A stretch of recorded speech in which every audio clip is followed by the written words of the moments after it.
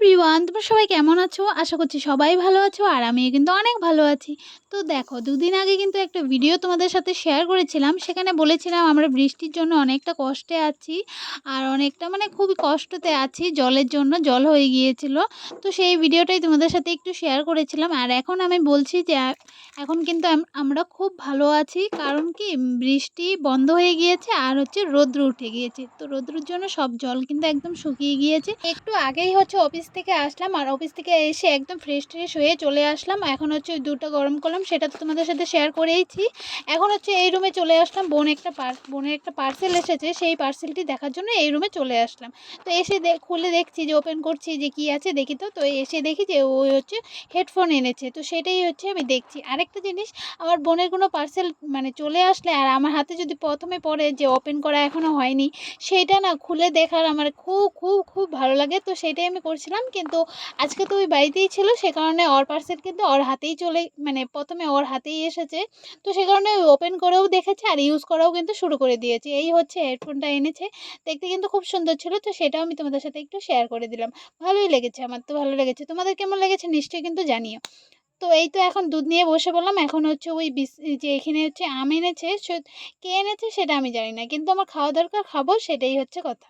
আর এদিকে দুধ দুধ তো গরম করেছি। এখন বিস্কিট দিয়ে, তারপর নিমকি দিয়ে, সব দিয়ে এখন অল্প একটু খেয়ে নেব। আর মা বলছিল যে আম খেতে। আর আমি না সব আম পাকা আমের মধ্যে কিন্তু সব আম আম পছন্দ করি না। যেই আম একটু একটু টক হয় বা একটু একটু হলুদ হলুদ থাকে, সেই শক্ত শক্ত ভাব থাকে, সেই আমটি আমার খুব ভালো লাগে। তো মা কী করেছিল, এতগুলো আমের মধ্যে যেই আমটি ওরকম একটু একটু শক্ত ছিল, সেটা ফ্রিজে রেখে দিয়েছিল।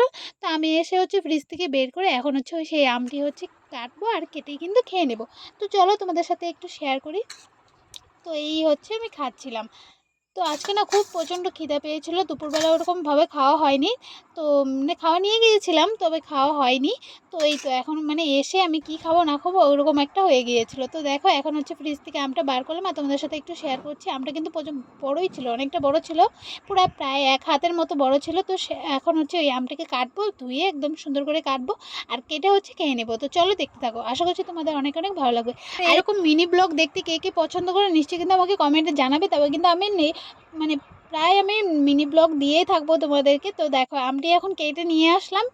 এক পিস কেটেছি, হ্যাঁ, এক পিস থেকে একটু বেশি কেটে নিয়ে আসলাম। আর এখন ওই আম খাবো আর ওই দুধ অল্প আছে, সেই দুধটা দিয়ে একদম মিক্স করে খেয়ে নেবো। তো সেটাই তোমাদের সাথে একটু শেয়ার করছিলাম।